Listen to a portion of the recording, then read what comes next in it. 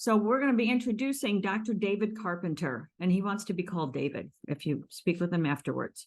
He has an extensive resume and formidable experience in the area of public health, and I'm going to cover just a few highlights. He is a public health physician, receiving medical degree from Harvard Medical School. Rather than taking a clinical position, he pursued his interest in the areas of research and public health. After a research position at the National Institute of Mental Health and the Armed Forces Radiobiology Research Institute in Bethesda, Maryland, he was recruited to be the director of the Wadsworth Center of Laboratories and Research in the New York State Department of Health. And we've got some Department of Health people here with us today. Welcome. In this role, he was instrumental in the formation of the School of Public Health, which is hosting us today and doing a fine job. Dr. Carpenter's research is focused on the study of environmental causes of human disease, especially the chronic diseases of older age, such as cardiovascular, I don't know if I want to read all these, hypertension, diabetes, arthritis. Oh, are we having fun yet? Thyroid disease, neurodegenerative diseases. Dr. Carpenter currently is a professor at the University of Albany School of Public Health, and he's the director of the Institute for Health and the Environment. And it didn't all fit on his name tag. Today, Dr. Carpenter will focus his talk on educating us on the endocrine system and how the chemicals in this world will affect us and do affect us. It is a substantive topic, which I suspect Dr. Carpenter would discuss on days on end, and we have given him a time limit. You may find that some of what he has to say is a little perplexing and challenging to grasp, and I have seen his slides, and it is challenging. What I urge you to do, and I think I said this morning as well, is to take in what you can. We all come at this from different places, and it's very important that we move our own barometer forward and learn what we can so that we can make more informed choices as we leave here today. As you know, the focus of To Life is on breast cancer. The topic of the endocrine disruption as it may impact breast cancer and any strategies that we can take to lower our risk is really our goal of our talk today. But what you're probably going to hear about a lot of other perspectives that Dr. Carpenter has in offer. So with that, I want to bring Dr. Carpenter up and let him get going. Welcome. Thank you, Albany. How was that? That was beautiful. Okay. Well, does this microphone work? Yeah. You're hearing me? I prefer not to stand back there if I can get away with it. All right, so I'm going to talk about the endocrine system and endocrine disruption. And what endocrine disruption is chemicals that can change the endocrine system. Now, you as breast cancer survivors certainly all know that estrogen, the major female sex hormone, is a carcinogen. And many kinds of breast cancer are estrogen sensitive. This is really why it's important to get some understanding of what endocrine disruption is. Okay, so here's the brain is central. Most people don't think about the brain being central for sex hormones, but it is. But here are the different parts of the endocrine system. Now, first of all, let me define what a hormone is. A hormone is a chemical that's released into the blood supply and circulates over the whole body. That differs from a neurotransmitter or something that is released and acts locally. But the endocrine system includes the ovary, the testicle, the thyroid, the thymus gland, the adrenal gland, and the brain starts the whole thing and operates primarily through the pituitary gland. For female reproductive, the brain starts by releasing a hormone called gonadotropin releasing hormone. That migrates down to the pituitary gland. Pituitary is that little thing that hangs down from the lower part of the brain. And that triggers the release of two hormones, follicle stimulating hormone and luteinizing hormone. Now, those hormones are present throughout life. They're actually relatively high in infants, and then they fall, and in the reproductive years, they oscillate with the menstrual cycle. Then at menopause, they go quite high. And those hormones together cause the synthesis and release of estrogen and testosterone as well, but they operate separately for male sex hormones and female sex hormones. Now, another hormone is oxytocin. That's involved in lactation. It's controlled quite differently than the FSH and LH. So here's the system. I guess my pointer doesn't show on that white slide, but here you have the brain in the hypothalamus releasing hormones that go by blood down to the pituitary gland. Then the pituitary gland releases hormones that circulate throughout the body, but their major targets are the ovary and the testis. Although many cells in the body will synthesize estrogen and androgens. And so lactation is involved, and certainly the oscillation of these hormones during menstrual cycle is very important. And then after menopause, they remain quite high. Now, again, that is important because we know that estrogen is a major risk factor for breast cancer. Now, I think perhaps unfortunately, what I'm going to end up telling you is that we know a lot about the disruption of various functions of chemicals, but the degree to which they are important in the development of breast cancer is still very uncertain. And I'll go through that as we get more information here. All right, how do hormones act? Well, they act in a very different fashion from a lot of other things that, like neurotransmitters and so forth. Hormones act by causing gene induction. Now, what do I mean by gene induction? Well, our body is, every cell has all kinds of genes. And what genes do is any one gene usually has one single function. Often it is to make one protein. And estrogen and testosterone and thyroid hormone and a whole variety of those other hormones I've shown you cause gene induction. Now, the differences between males and females all are dependent on the genes that are induced by estrogen in contrast to testosterone. And the ratio between, now, all males have estrogen as well as testosterone. All females have testosterone as well as estrogen, but the ratios are different. And this is where endocrine disruption can enter in. So the point here is that the hormones pass through the cell membrane, they go to the nucleus, they cause genes to do more or less of what they normally do. So FSH and LH, I sort of said this already, they vary over the lifespan. They're responsible for regulating the synthesis of estrogen and the synthesis of testosterone. And they really are responsible for the physical, the emotional, the sexual differences between the sexes. Now, what I bet a lot of you don't know is that all of your estrogen in your body is synthesized from testosterone. And all of testosterone actually is, sorry, I got ahead of myself here, is synthesized ultimately from cholesterol. And this is just the big picture here. There are a whole series of steps, but notice down near the bottom there, here is testosterone. Then you have two enzymes. One, the 5-alpha reductase, makes the active form of testosterone, dihydrotestosterone, and the other one makes estradiol.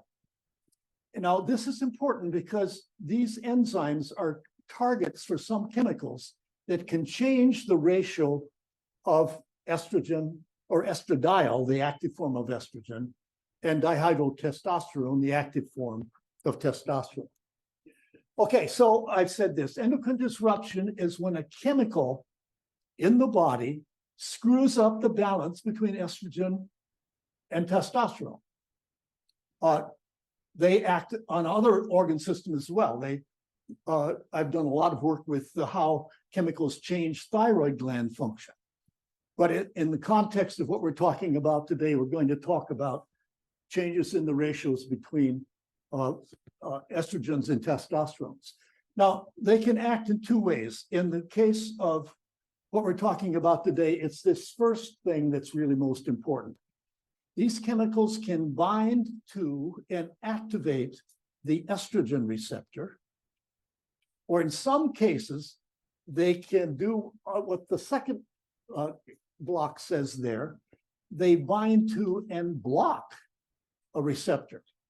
So what you'll hear me talk about today is chemicals that are estrogenic, meaning they can bind to and activate the estrogen receptor, and other chemicals that are anti-androgenic. Now, I already said that what's important is the balance between male and female sex hormones. So anti-androgenic has the same biological effect as estrogenic. And those are the chemicals that we're going to be talking about. Now, I should say, I always welcome questions as I go along. So raise your hand if there's something you want to ask, and we'll deal with it right now so you don't have to try to remember to the end of my talk. Again, I've said all of this pretty much already. It's the ratio of the male to the female sex hormones that are important. Now, the reason why this is so relevant to breast cancer is that we have all of this strong evidence that breast cancer is related to estrogen activity, numbers of menstrual cycles and so forth. And I'll get to that a little later. So just a little background on how these ratios are so important. There's a lot of evidence now that birth defects of the male reproductive system are increased in baby boys that are exposed to estrogenic chemicals. The major birth defects are undescended testicles, or the situation where the shaft of the urethra comes, the urethra exits from the shaft of the penis rather than the tip. These are serious birth defects, not that uncommon. Now, I want to talk a little bit about diethylstilbestrol, and probably a number of you already know about this because this is the most dramatic example of an endocrine disruptive chemical. This is an artificial estrogen, so it activates the estrogen receptor. It was used widely in the 50s and 60s under the mistaken impression that it would reduce the risk of a spontaneous abortion. Then it was found that, first of all, it had no effect on spontaneous abortions, but it increased, it had dramatic effects on both male and female infants, and then those people as they grew to adulthood. The first thing that was found was that adolescent girls had a very rare form of vaginal cancer. And it took a long time before people understood that their mothers had taken diethylstilbestrol during the pregnancy. As those girls grew up, these are the things that were found to be increased in those girls as adults. Enormous increase in spontaneous abortion, in infertility, ectopic pregnancies, loss of second trimester pregnancies, preterm delivery, eclampsia, stillbirth, neonatal deaths, early menopause, and then some cervical cancer. That was statistically significant. What is very interesting here, breast cancer at more than 40 years of age, there was a slight elevation, but it was not statistically significant. That sort of is part of the sum of my talk today, is that the evidence that these artificial estrogens increase the risk of breast cancer is actually quite weak. And so what I'm going to be talking primarily about is showing all the pretty horrendous things that they do, and we'll talk a little more about the associations or lack thereof with breast cancer. Well, this just summarizes the deficit seen in both males and females who were exposed to diethylstilbestrol in utero. And you get abnormalities of both the male and female reproductive tracts. You get some cancers like testicular cancers in boys. You get these vaginal cancers in girls, but the evidence for breast cancer is not there, at least not significantly. So there are a whole pile of chemicals that are estrogenic. Now, I should make one other comment here. You know, when your body releases estrogen, it actually stays in your body only a very brief time because our body has mechanisms for degrading hormones. So it doesn't circulate continuously, but you're generating new estrogen continuously. Now, if you are exposed to one of these estrogenic chemicals, however, they usually, some stay in your body for years, others stay in your body for days. Estrogen stays in your body for minutes. So the fact that these chemicals may not be as strong as estrogen is, but they're present at low concentration continuously, that is one of the reasons we think that these chemicals are really important and they cause this disruption of endocrine systems.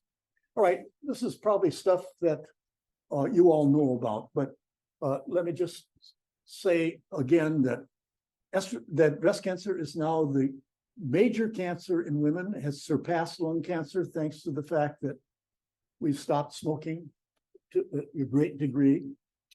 It's 100 times more common in women than in men. But the risks include early puberty, late menopause, fewer births, older age at first birth, no or less breastfeeding. Certainly there are genetic factors. Use of oral contraceptives and postmenopausal hormone therapy. So what's involved in oral contraceptives and postmenopausal therapy is estrogen and progesterone. So again, that's a reason to suspect these estrogenic chemicals might increase the risk of breast cancer. So estrogen is a carcinogen, widely accepted as such by just about everybody. Now, why is breast cancer so much more common in wealthy countries than in poor countries? Here's the data for that. Notice that all the countries at the top, now the blue lines are the incidence of breast cancer. The red lines are deaths from breast cancer. So, I mean, fortunately, one sees in now North America is the third line down, the incidence is much higher than the death rates. Where you get down in some of the poorer countries, the death rates are a much greater percent of the incidence.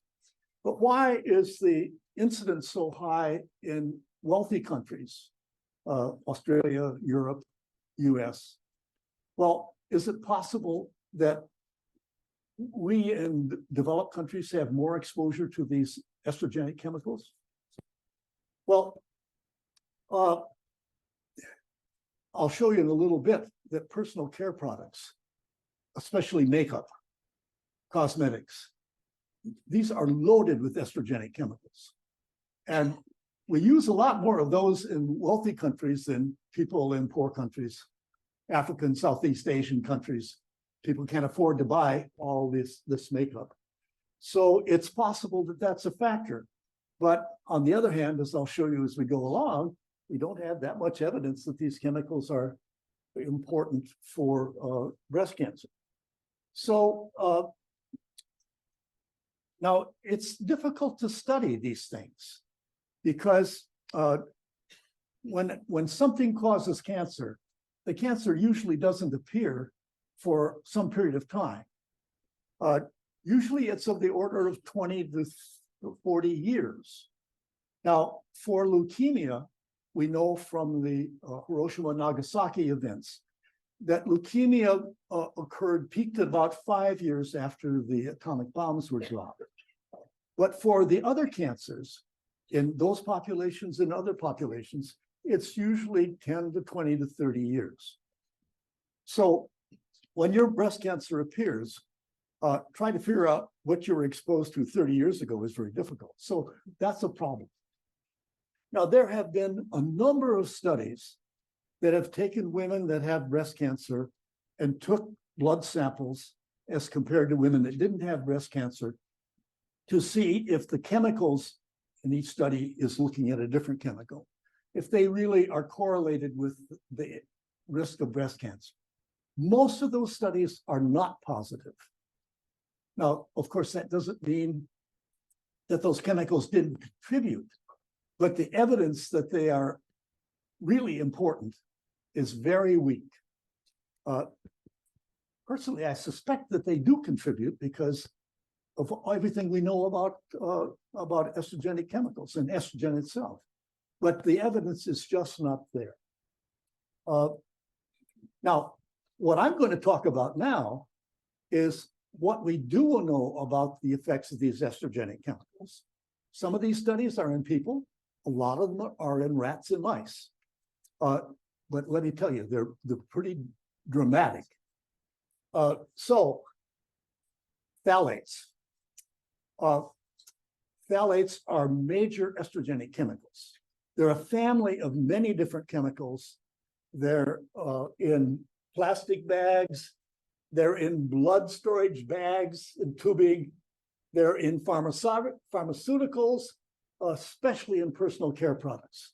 Your cosmetics are loaded with phthalates. Your hair conditioner, your underarm deodorants, lipstick, all of these things are loaded with phthalates. These are the kinds of things that I suspect explains some of the difference between rich countries and poor countries. These are different kinds of phthalates, nail polish, cosmetics, fragrances, even on insect repellents. They're everywhere. Now, these chemicals are anti-androgenic, so they're blocking the male sex hormone, so the ratio is skewed then to the female hormone. They cause abnormalities of the ovary in animals. They alter semen and sperm counts in men, and I'll get you that in a little bit. And they're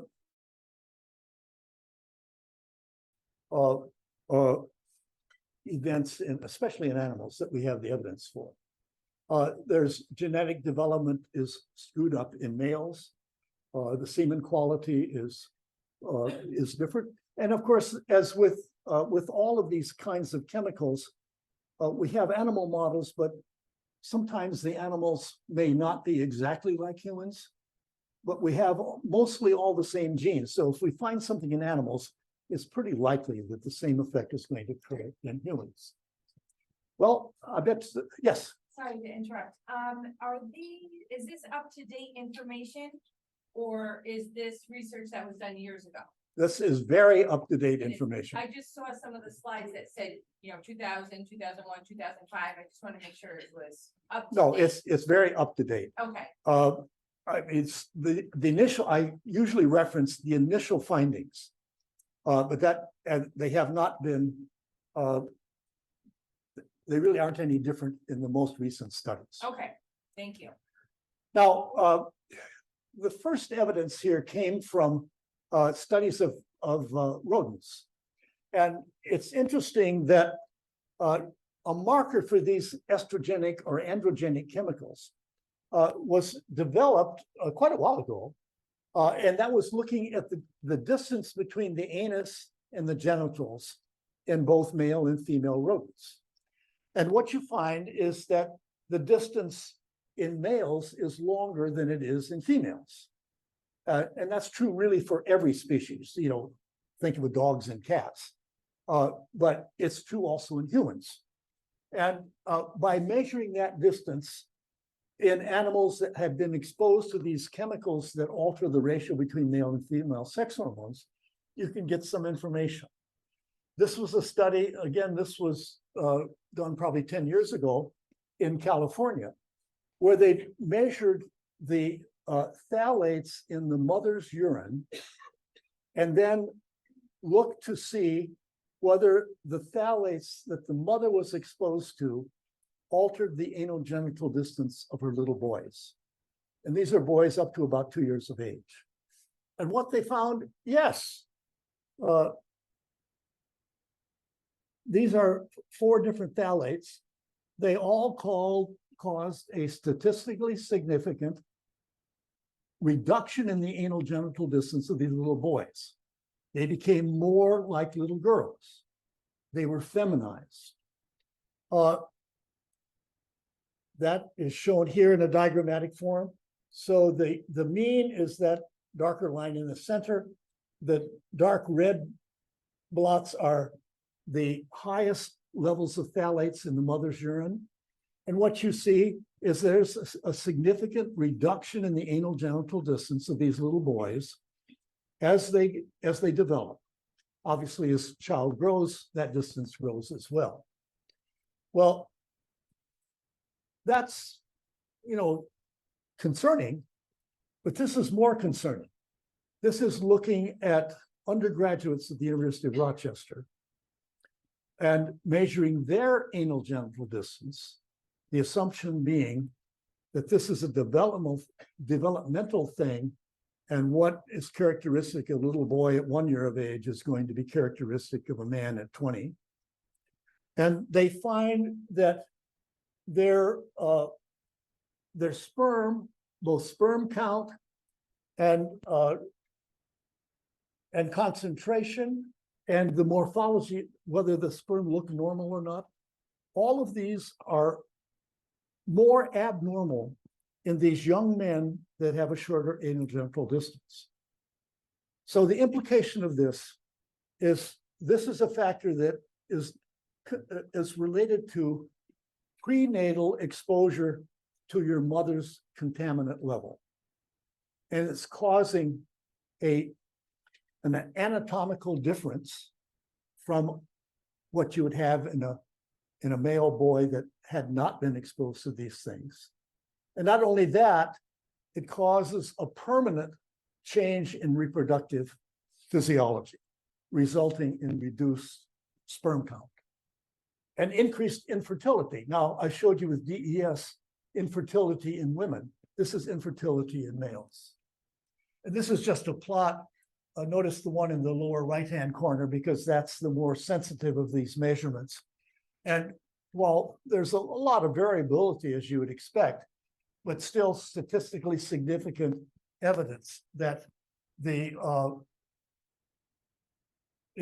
sperm concentration is reduced by prenatal exposure to these chemicals. Yes. Speak up, please. The Rochester study was the same boys in the initial study? No, the baby boys was a study in California. The college students, that was Rochester. But then the level of phthalates was, they knew. Well, they measured it in the urine in the baby study in California. In the adult study, or the college student study, they only measured the anal genital distance, inferring that that reflected their mother's exposure to these estrogenic chemicals. Okay, now you might like this one. This is one of the few slides I had on women, but women that wear a lot of makeup and really try to appear sexy, if they're getting a lot of exposure to phthalates, and this says that they don't have much interest in sex. They may want to look at it, but and this is a study that looks at human behavior in relation to these chemicals. It's not breast cancer, but it's certainly behavior. Okay, now another source of phthalates is these water bottles. I haven't opened mine yet because I try not to drink water out of plastic bottles. You know, municipal water supply doesn't have phthalates in it. Anything in plastic bottles is going to have some phthalates, and especially if they sat around for a while, or especially if they've gotten hot. Anything that's plastic that's put in the microwave oven is going to leach those chemicals into the water bottle. This is simply a plot. Notice on the far right there, this is the estrogenic activity, the relative effect of the estrogenic chemicals from tap water as compared to water from a plastic bottle. It's wiser to just go to the tap and drink that water if you want to avoid getting too caught up in plastic bottles. All right, so now this is how. Or did I get ahead of myself here? We were trying to get rid of the piece. We knew you were coming up on this and we were trying to get rid of the green and the Oh, red. okay. All right. Okay, she got it now. All right, So well, this you're- is you're another making chemical. This is bisphenol A. This is with phthalates, one of the others that's most estrogenic and is in all kinds of things. Like phthalates, it's in plastics. The only point of this slide is that notice in the lower right-hand column there's a diagram of the ovary. That luteinizing hormone, LH, is elevated. That means elevated estrogen. And this is binding to the estrogen receptor. Now I can't advance. Can you point right over here with your pointer? Now try again.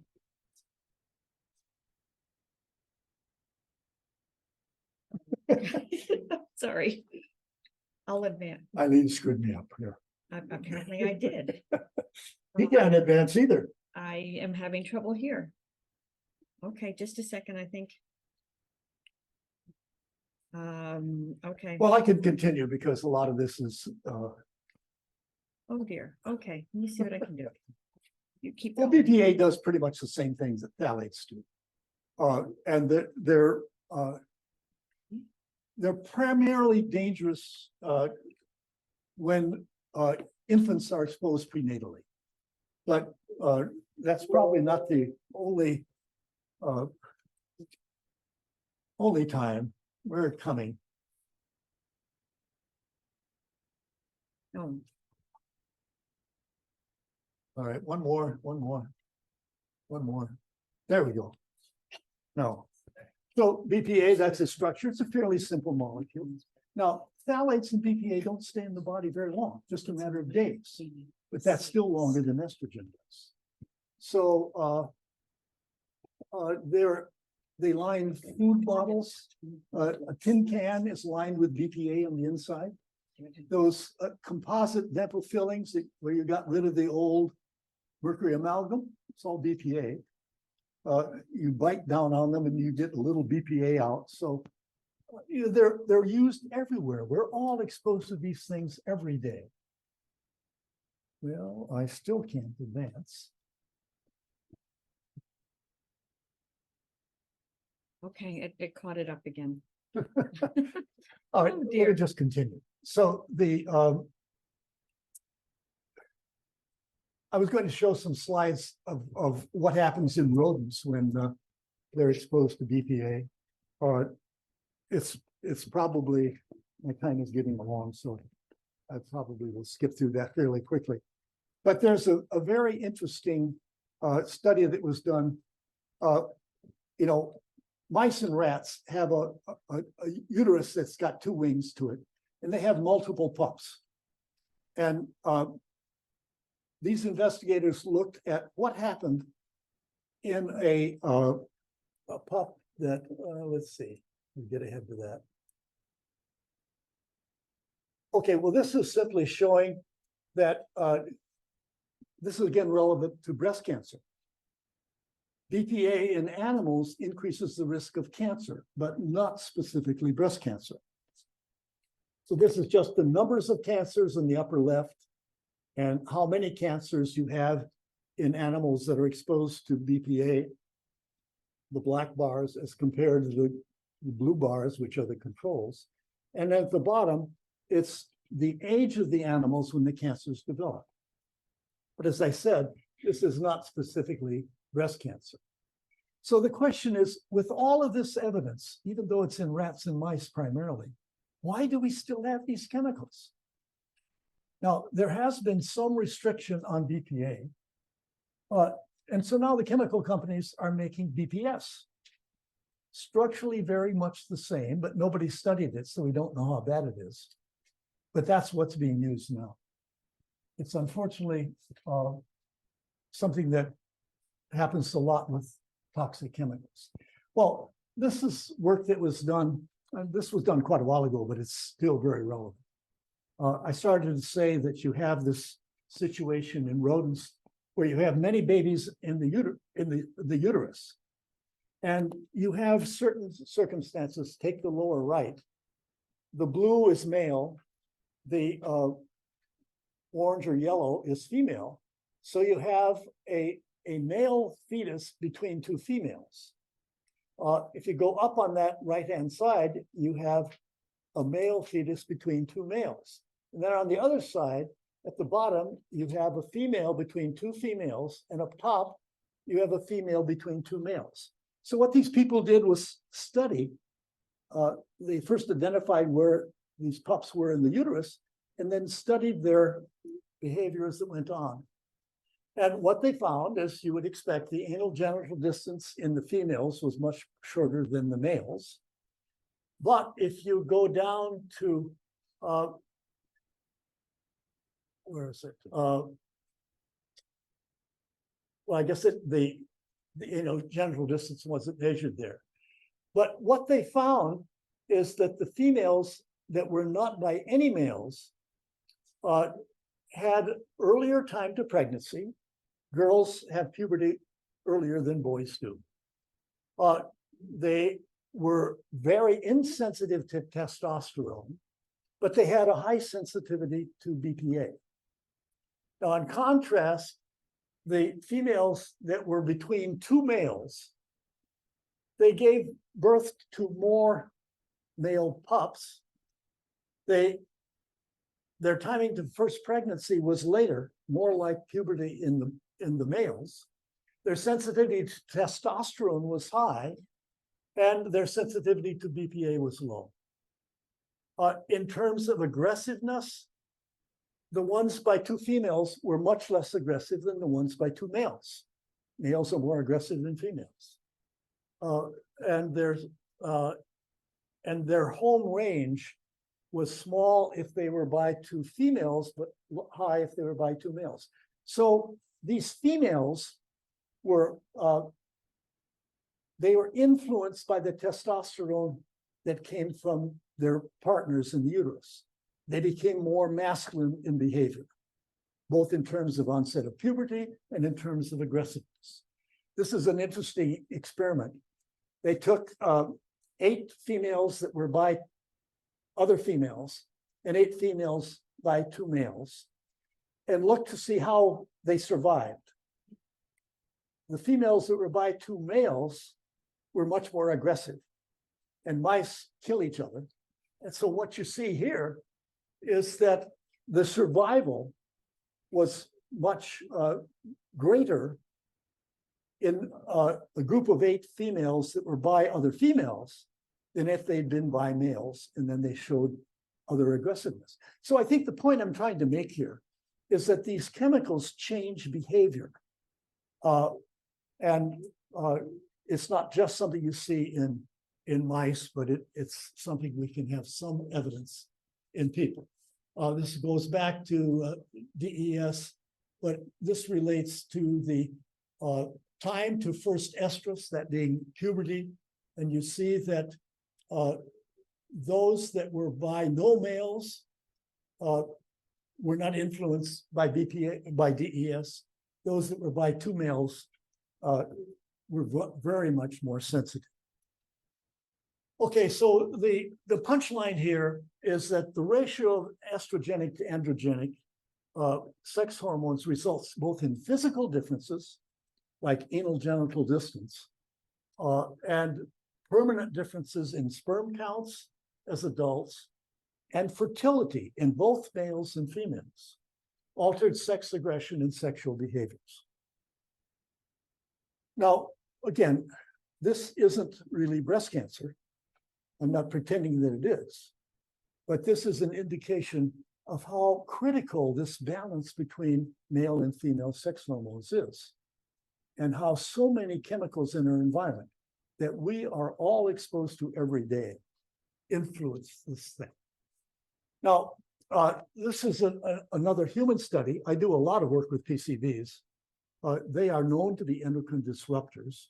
And this was a study of children, again, 20 years ago, but these were children that were exposed to high levels of PCBs or high levels of dioxin.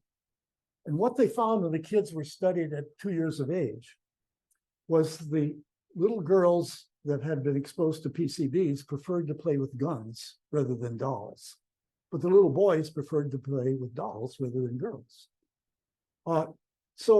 And those kinds of behaviors probably are ones that persist. Now, PCBs do increase the risk of breast cancer. I didn't present that evidence because it probably is not through endocrine disruption, because they increase the risk of several other cancers also that are especially malignant melanoma and non-Hodgkin's disease. So I don't think that's mediated through this endocrine disruption pathway. There's a lot of debate, and I'm not going to go into this in great detail, but politically transgender people are now a political problem. And the question arises, is this really just a reflection of what we see in these rodents? That your genetic sex being whether or not you have a Y chromosome, and your brain sex being how you perceive your gender, may be very much influenced by these chemicals. Now, there are lots of sites where chemicals can influence both anatomy, behavior, and cancers. I come down to the conclusion that there's really very weak evidence that these endocrine disruptive chemicals increase the risk of breast cancer. There's a lot of reason to think they should, but it's good if they don't. But they certainly have a whole variety of physiological effects, and that's important. So that's my message. I appreciate your interest, and I'll be happy to answer questions if you have any.